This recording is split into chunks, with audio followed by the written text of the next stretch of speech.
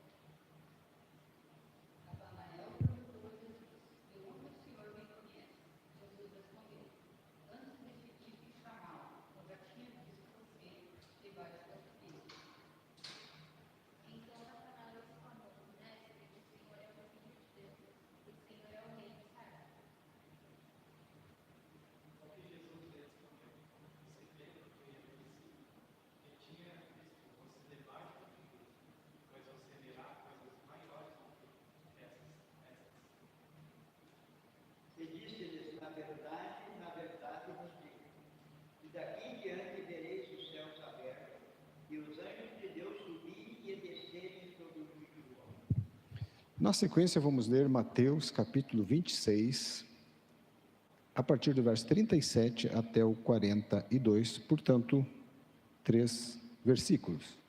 Mateus 26 e 37.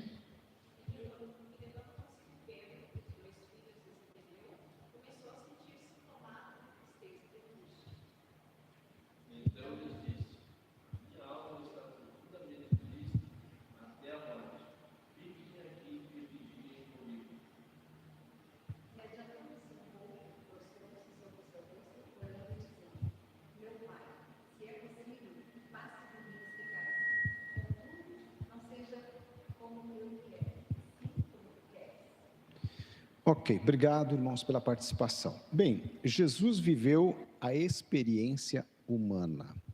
Nós hoje encerraremos a porção desta série voltada à cristologia, ou seja, a doutrina de Cristo. Pensamos nas semanas anteriores sobre Jesus, o Deus homem, Jesus como divino, Jesus como homem, enfim, Jesus parte ali do Deus Trino, e hoje Jesus viveu a experiência humana. A partir da próxima terça já a ênfase será na terceira pessoa da Trindade, o Espírito Santo.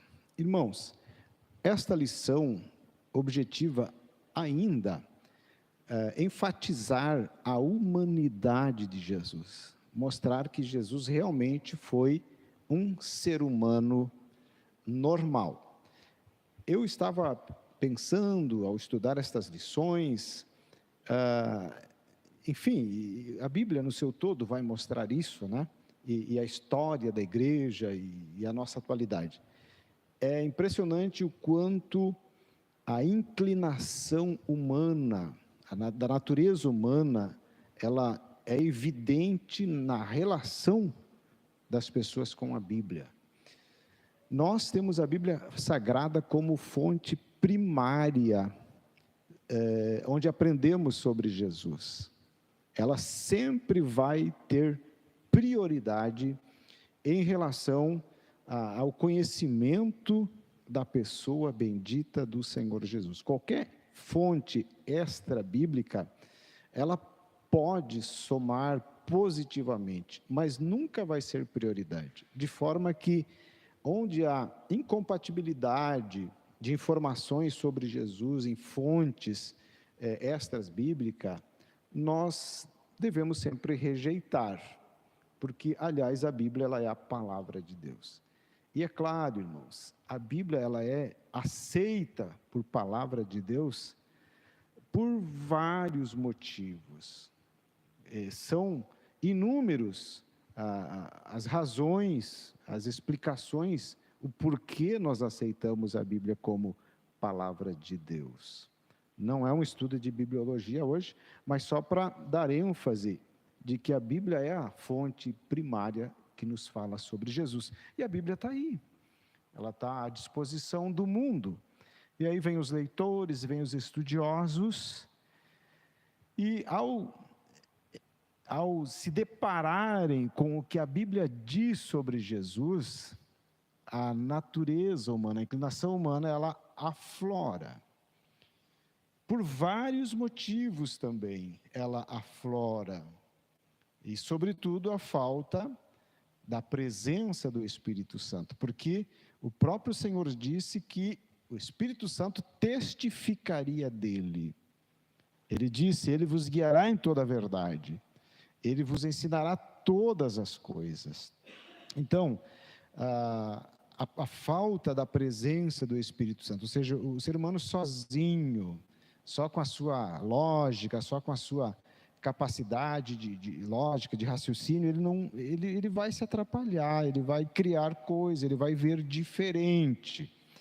E nós temos que aceitar também que a Bíblia fala sobre a ação de demônios nesses aspectos também. A Bíblia chega a falar sobre doutrinas de demônios.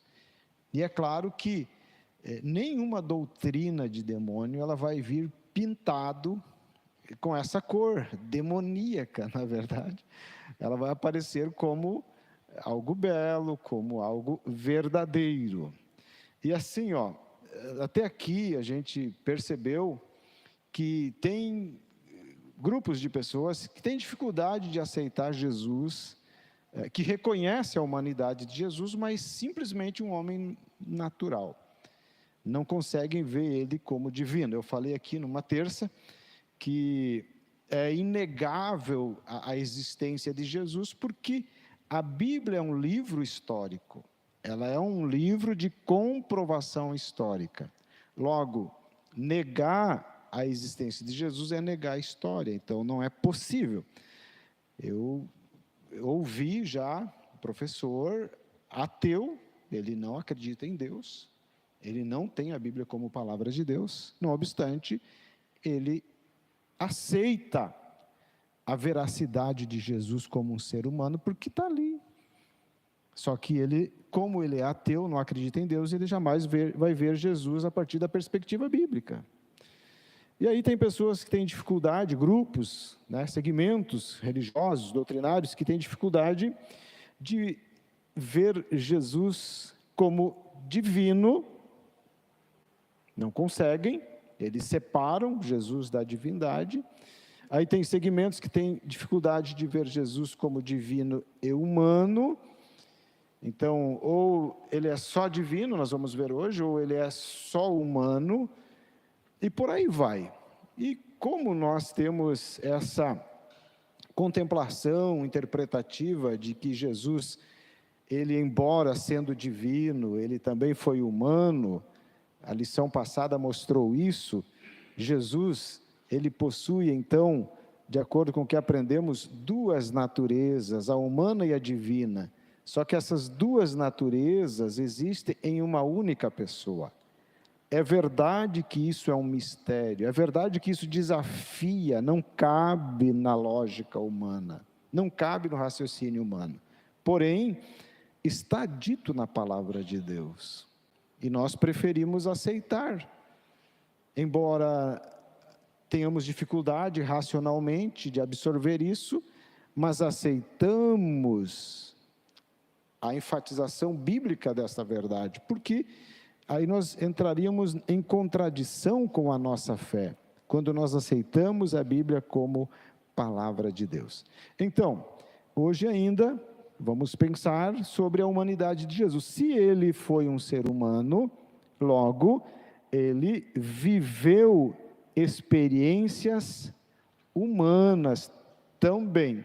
E esse é o objetivo do nosso estudo de hoje, mostrar então que Jesus viveu a experiência humana. Observem no gráfico alguns tópicos: a experiência humana no ministério de Jesus, os debates com as autoridades, a vida social e religiosa de Jesus, características próprias do ser humano. Tudo isso nós vamos ver nesse momento.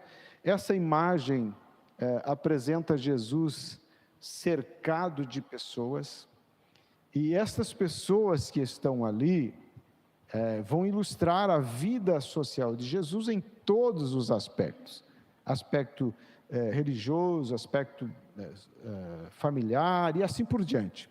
Então, o primeiro tópico diz assim: os debates com as autoridades religiosas. Isso foi bem acentuado na vida de Jesus, no ministério de Jesus. Havia naqueles dias grupos sectários, seitas, né? Seita é um grupo que se isola por conta de ideais diferentes, de ideologias diferentes. Então havia ali os fariseus, os saduceus, os herodianos, são os grupos que são apresentados aqui nesta lição. A religião judaica, pense no judaísmo, é uma das religiões mundiais hoje, né? Tem o judaísmo, tem o cristianismo, tem o budismo, enfim.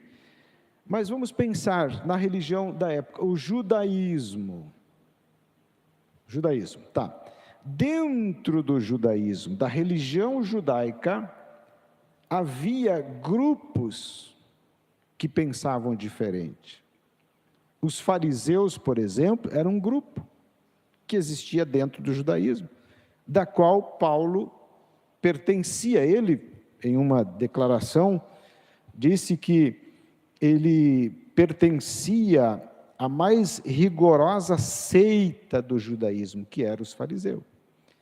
Eles eram caracterizados por valorizar a tradição em detrimento das Escrituras, ou seja, eles colocavam a tradição, os costumes dos pais, enfim, acima das Escrituras.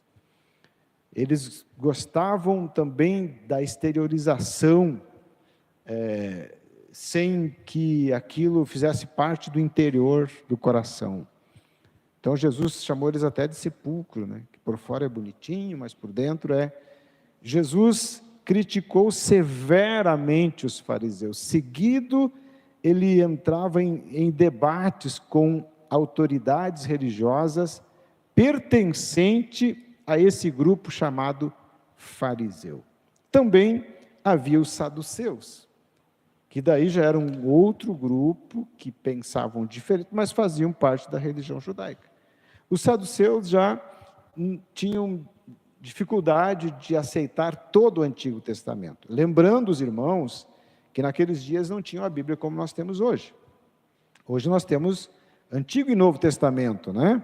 66 livros. Naqueles dias era só os 39 do Antigo Testamento. Só que os saduceus, eles acreditavam somente no Pentateuco, nos primeiros 5 livros da Bíblia. Gênesis, vamos lembrar quais são? Vamos lá? Gênesis, segundo, Êxodo, Levítico, Números e Deuteronômio. os saduceus, para eles, Bíblia, palavra de Deus, era só estes primeiros 5 livros da Bíblia, e ainda com certas reservas. Eles não acreditavam em anjos, não acreditavam em espíritos, e não acreditavam em ressurreição. Por isso, eles se tornaram inimigos de Jesus. Os herodianos era outro grupo, já com interesses nacionalistas, já apoiavam a questão dos impostos, só que estes grupos se aliavam, eles eram separados, eram contrários, mas se aliavam quando se dizia respeito a uma oposição a Jesus. E Jesus, por várias vezes, debateu com eles, teve enfrentamentos. O que é isso, irmãos? Alguém com um grupo de pessoas, ou no templo, ou na rua, ou seja onde for, debatendo, é experiência humana. Então, isto está dentro desse aspecto de experiências humanas que Jesus viveu. Agora, segundo, a vida social e religiosa de Jesus. Veja só, Jesus, irmãos, teve a sua vida dentro de um contexto familiar, com tios, com primos, com parentes, com amigos, com vizinhos. Nós temos aqui algo interessante que o autor nos traz. Você lembra de algum parente de Jesus? Alguém lembra aí, assim meio de forma imediata? Lembra algum parente de Jesus? Pode falar.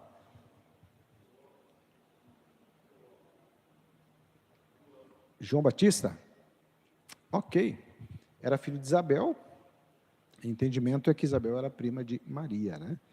Ele era mais velho, nasceu um pouco antes de Jesus. Mas assim, o autor aqui, ele foi para lá e para cá, percorreu os textos bíblicos e nos fala que Tiago e João também eram parentes de Jesus. O apóstolo Tiago e o apóstolo João, aqueles que Jesus chamou, estavam lá consertando a rede com Zebedeu, e Jesus chamou eles para seguir e eles seguiram. O autor está nos mostrando que eles eram primos de Jesus. Por quê? Eles eram filhos de Zebedeu. E Zebedeu era casado com Salomé. E eu fui conferir os versículos, que para mim foi algo novo, e exatamente. O autor, baseado nos textos bíblicos, chegou a essa conclusão de uma forma feliz, que Salomé, esposa de Zebedeu, mãe de Tiago e João, ela era irmã de Maria. Então, ele tinha o tio Zebedeu, ele tinha a tia Salomé e tinha os primos, Tiago e João. E é curioso que Jesus chamou 2 primos dele, então, para serem apóstolos, né? Isso é bastante interessante. Às vezes, há bastante críticas quando alguém da família é chamado ao ministério, é envolvido no ministério. Parentes, às vezes filhos, e assim por diante. Eu lembro-me quando os irmãos devem ter conhecido a dupla, os irmãos Leonel, os mais antigos aí, né? Essa geração nova, e não só a geração nova, né? Mas os crentes mais recentes, né? Que daí já tem aí os cantores da atualidade. Mas alguém conheceu os irmãos Leonel? Alguém? Ok. Então, irmãos, eu lembro que quando ele esteve em Novo Hamburgo, eu estava atendendo o culto, o pastor presidente havia saído, e ele queria saber, mas como que você é pastor? Você é filho de pastor? Tu é neto de pastor? Eu disse, não. Ele estava assim, parece que não estava entendendo por que eu era pastor se eu não tinha um parente pastor. É que às vezes tem aquela ideia, né, que é somente os parentes que são levados ao ministério. Eu disse, não, então eu acho que eu sou um abortivo, que nem diz o apóstolo Paulo, né? Paulo disse que nasceu fora do tempo, acho que eu nasci então fora de um contexto familiar. Brincamos ali. Mas assim, irmãos, por que família não pode ter vocação ministerial? Por que um filho de um pastor não pode ter vocação pastoral, chamada pastoral? Por que um irmão, por que um primo, por que... Enfim, pode ter, né? E aqui nós temos um exemplo, Jesus chamou 2 primos, né? Tiago e João, eram irmãos entre si e primo de Jesus. Só que Jesus, ele fez isso por inclinação divina, ele fez isso por um entendimento divino. Porque, aliás, ele estava escolhendo pessoas que estabeleceriam os fundamentos do cristianismo, que por milênio cobre a terra. Então, essa escolha, ela foi por uma orientação divina. Agora, embora Jesus estava agindo como homem, na condição humana, ele fez isso, olhou, chamou, vem cá, vamos seguir. Não sei se ele chamou de primos ou conversou, tio, eu vejo nesses manos aí algo de Deus e entendo que eles devem me seguir, fazer parte do colégio apostólico. Não sei como Jesus argumentou, mas Jesus estava olhando a partir da perspectiva divina. Só que eles e a mãe Salomé, eles dão a ideia de que olhavam bastante a partir da perspectiva humana e pensaram em se valer, quem sabe, do parentesco. Vocês devem lembrar de quando chegou Tiago e João e a mãe deles, e aí fizeram um pedido para Jesus. Ela disse: Senhor, eu tenho um pedido para você. Eu peço que esses meus 2 filhos, Tiago e João, ocupem os primeiros lugares no teu reino. Que Tiago, um fique à direita e outro à esquerda. Aí Jesus disse: vocês não sabem o que vocês estão pedindo, né? Então, talvez ela pensou, eles têm prioridade, né? Eles têm prioridade em lugares de destaque, em lugares prioritários, que são primos, vamos tentar, vamos nos valer aqui mas Jesus mostrou que daí, não, embora possa haver a chamada, a vocação, dentro de um contexto familiar, não pode haver favorecimento, né? O que deve prevalecer é a vontade divina. Mas o certo é, irmãos, que Jesus estaria, então, se relacionando com parentes. Ele, então, interagia com as pessoas, independente da condição social e até espiritual. Vocês estão lembrados de que ele chamou Mateus, era publicano, os judeus tinham aversão aos publicanos. Ele passou e disse: me segue, e Mateus passou a segui-lo. E é claro, Mateus tinha uma amizade muito grande, uma pessoa pública, e Jesus estava lá comendo com ele na mesa de Mateus, e vieram muitos publicanos e pecadores, e sentaram junto à mesa. E aí os fariseus já começaram a criticar: mas como pode ele comendo com os pecadores e tal, mas ele tinha uma vida social normal. Era natural que, se ele estivesse na casa de um amigo, chegasse amigos desse amigo e iam interagir com eles de forma bem natural. Também a mulher pecadora que veio até ele, Jesus não saiu correndo. Chegou os acusadores: olha, apanhamos essa mulher em um ato de adultério, flagramos ela. Jesus interagiu com ela, conversou, depois que interagiu com os acusadores. Nós temos o caso também da mulher samaritana. Jesus, cansado, chegou junto ao poço de Jacó, e ela veio buscar água. E interessante, irmãos, que ela não via Jesus. Tem muitos mitos também a respeito de Jesus, mas ela viu em Jesus um ser humano normal. Tanto é que na conversa ela diz: como pode, sendo tu judeu, fala comigo e me pede dar de beber? Porque judeu e samaritano não conversavam, eles tinham um conflito entre eles, tinha uma inimizade entre eles. Ela viu ali que um personagem judeu, um judeu normal.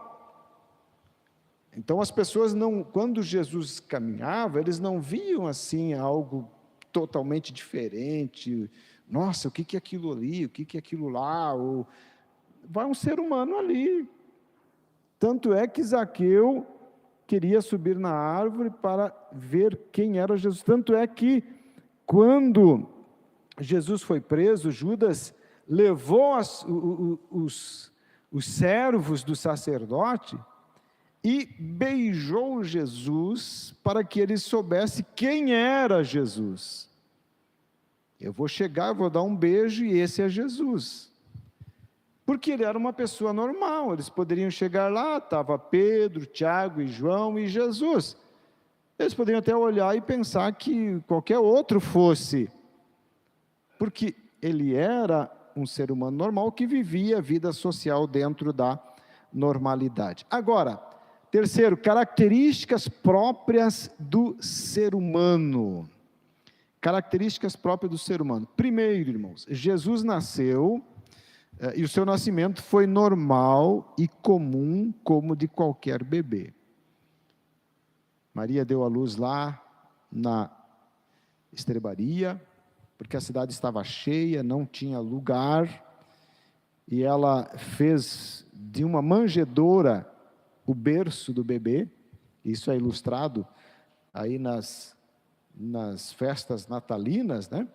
Então, ele nasceu dentro da normalidade. A diferença foi na concepção. Ele foi gerado de forma diferente, porque não foi pelo processo normal, foi gerado pelo Espírito Santo. Então, assim, milagrosamente, sobrenaturalmente, uma virgem engravida, sem contato com homem. Então, Jesus foi gerado pelo Espírito Santo, né? Simplesmente apareceu lá um óvulo fecundado, ou já um embrião, enfim, e foi desenvolvendo dentro dos 9 meses, venceu, nasceu. Mas aí o nascimento, ele ocorreu dentro da normalidade. Ele sofreu, ele chorou, ele sentiu angústias, ele chorou lá por Jerusalém, ele chorou por ver Maria chorando por ocasião da morte de Lázaro, e isso me atrai bastante, né? Quão humano era Jesus, porque ele disse aos discípulos: o nosso amigo dorme, eu vou despertar do sono. Então ele estava dizendo: vamos lá que o nosso amigo morreu, tem que ressuscitar ele. Aí quando ele encontra Marta vem chorando: Senhor, ele disse, teu irmão vai ressuscitar. Eu sei, aquela discussão toda ali.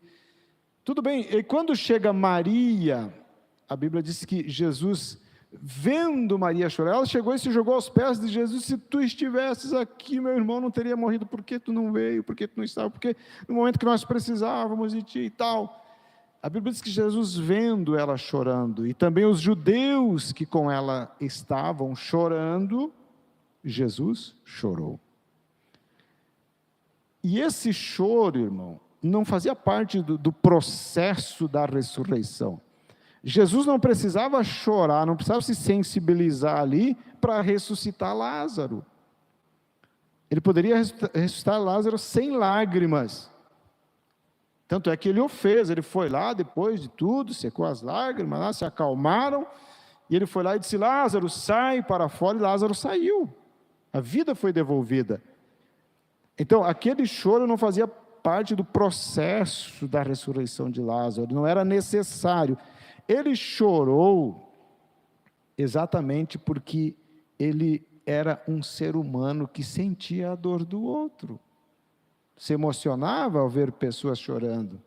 Imagina pessoas que abrigavam ele em casa, enfim, ele não aguentou como um ser humano normal. Ele viveu então a experiência humana de chorar, de sentir dor, sentir angústia, sentir sono. Ele estava dormindo na popa do barco, quando as ondas deram sobre o barco, e os discípulos acordaram: Senhor, tu não vê que nós estamos perecendo, tu vai deixar? Ele estava dormindo, por quê? Porque é uma experiência humana dormir.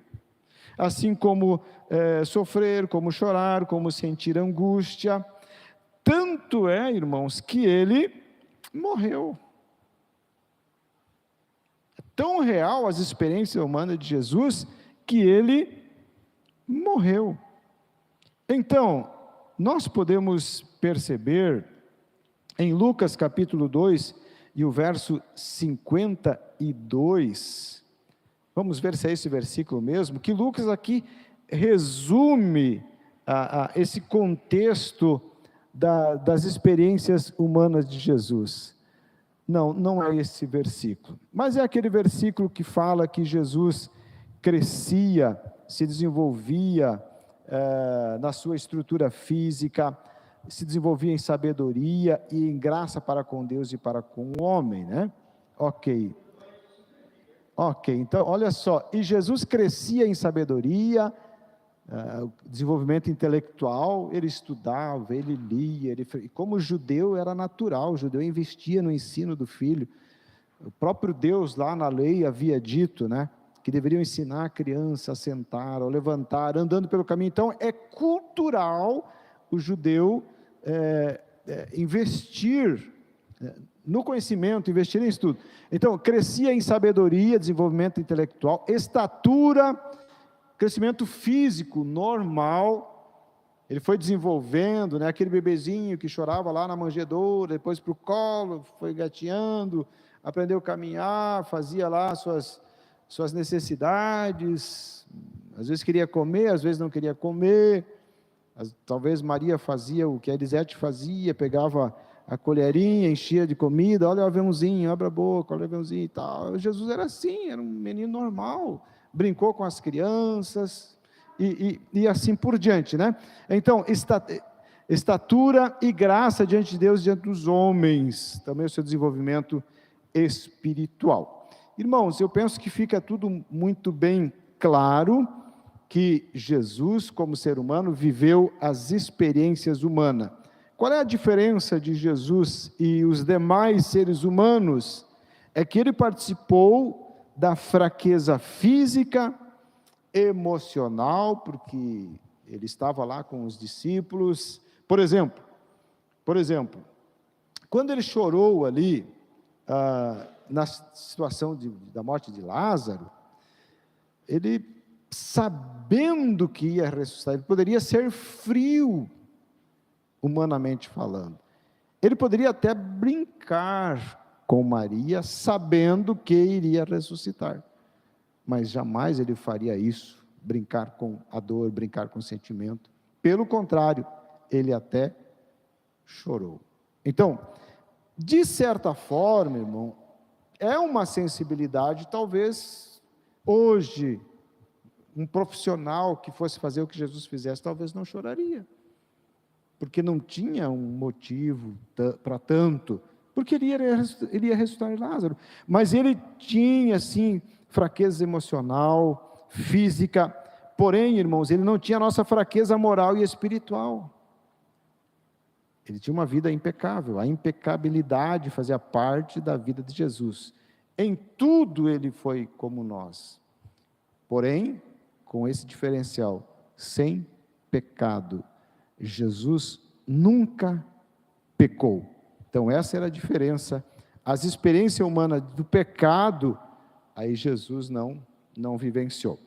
Bem, nós vamos então ao próximo, já encaminhando para o fim, que diz assim, heresias que negam a humanidade de Jesus. Aqui temos apolinarianismo, reação da igreja, e um outro grupo ali chamado monotelismo,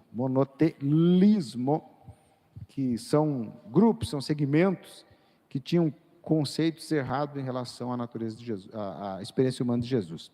Bem, Apolinário, ele dizia que Jesus, o verbo encarnado, ele não teve espírito humano.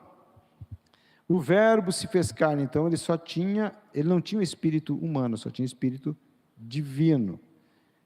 Então, veja que isso é incompatível com tudo que nós vimos aqui, né? O espírito humano de Jesus é muito real, nos textos, nas experiências que nós trouxemos aqui. Já outro movimento chamado monotelismo, a reação da igreja é que a igreja refutou isso na história, A igreja refutou esse posicionamento. Já o monotelismo, ele acreditava, sim, que Jesus tinha natureza humana e a natureza divina, em uma única pessoa, porém, ele negava que as duas vontades estivessem em evidência. Ele era ser humano, mas somente a vontade divina é que aparecia. Nós vamos ver que não. Era muito real a vontade humana. Um exemplo é quando ele estava ali no jardim do Getsêmani. Humanamente ele disse: se possível, passa de mim esse cálice. Contudo, que não faça-se a minha vontade, ou seja, a vontade humana, mas a vontade divina. Então, também é um conceito que não se sustenta. Bem, aí, como as heresias se apresentam nos dias atuais, que é o próximo passo aqui. Como as heresias se apresentam nos dias atuais? Irmãos, tem conhecimentos que dizem que Jesus esteve na Índia, que Jesus esteve nos Estados Unidos, e assim por diante. Mas nada disso se sustenta quando a gente olha a relação de Jesus com a geografia, né, com a terra, com os lugares, a partir da Bíblia.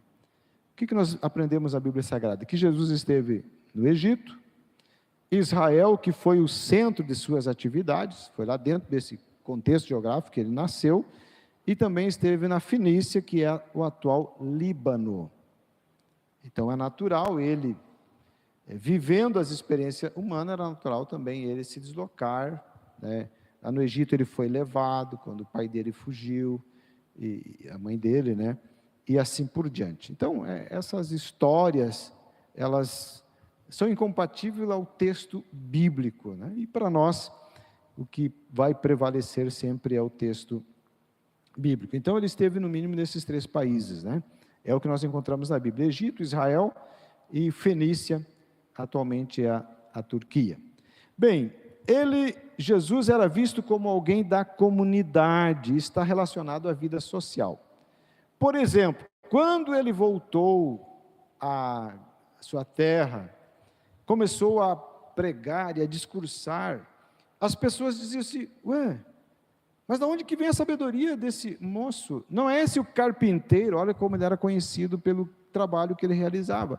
Não é esse o carpinteiro, filho de José, de Maria? Não estão entre nós seus irmãos, Tiago, José, Simão e as suas irmãs? Então, quando eles olhavam para Jesus, eles lembravam de um pai, de uma mãe, lembravam de uma profissão, lembravam de irmãos. Se pensava num bairro, se pensava numa rua, numa casa. Ele era visto como alguém da comunidade, porque ele vivia as experiências humanas. Concluindo, meus irmãos, que possamos seguir o exemplo de Jesus. Jesus, ele se relacionava com as pessoas, e um bom relacionamento. E é interessante que Jesus, embora ele sentasse na mesa com pecadores, ele não pecou.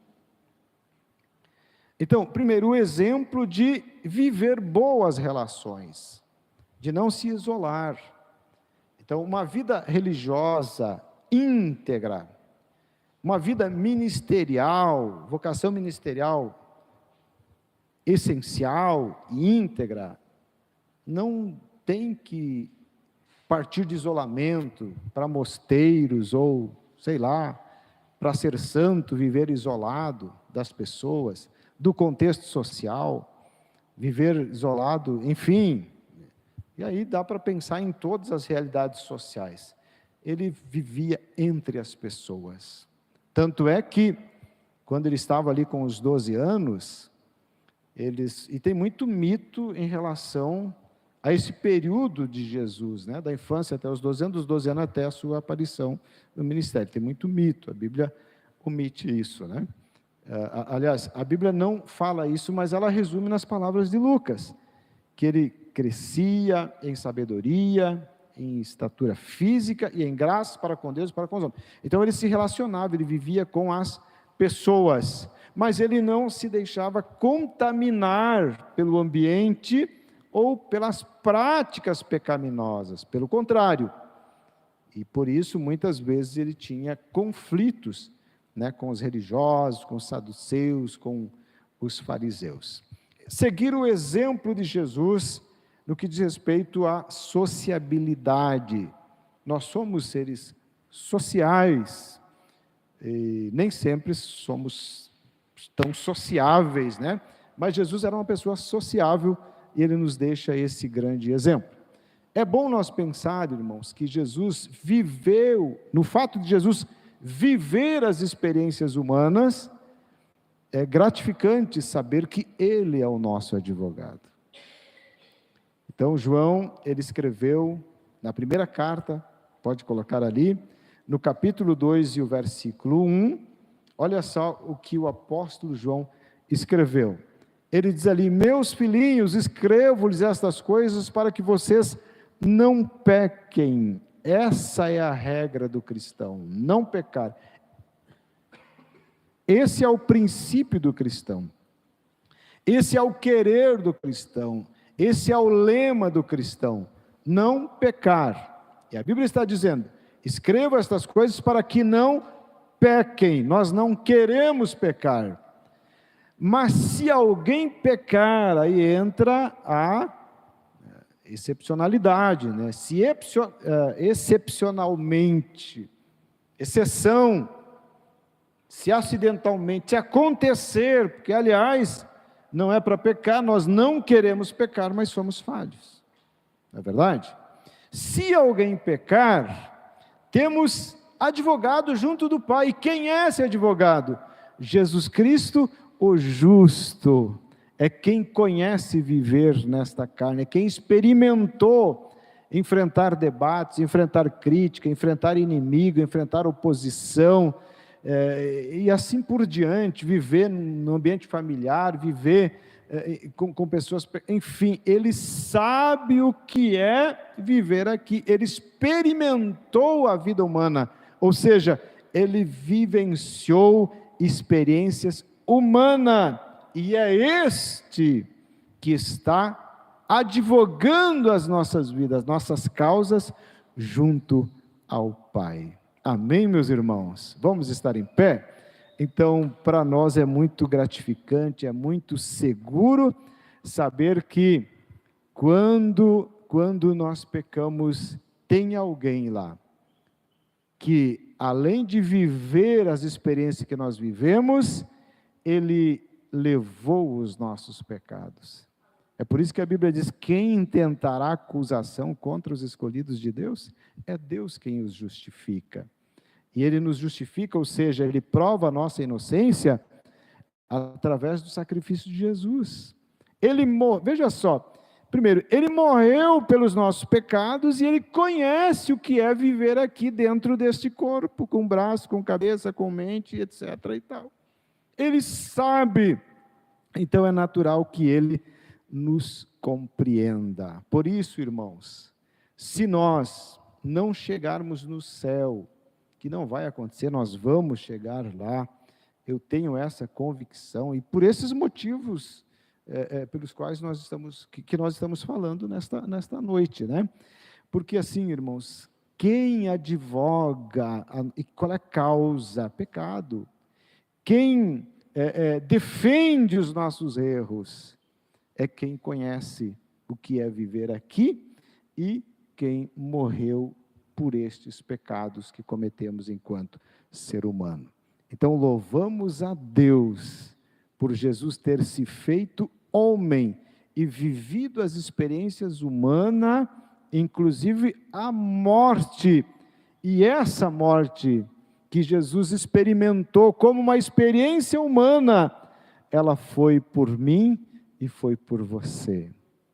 E o bom é que ele morreu, e ali encerra esse contexto de experiência humana.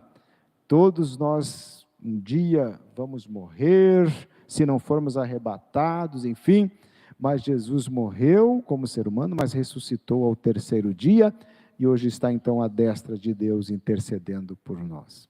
Amém? Glória a Deus. Que o amor de Deus, a graça do nosso Senhor Jesus Cristo e a comunhão do Espírito seja com todos, e todos dizem amém.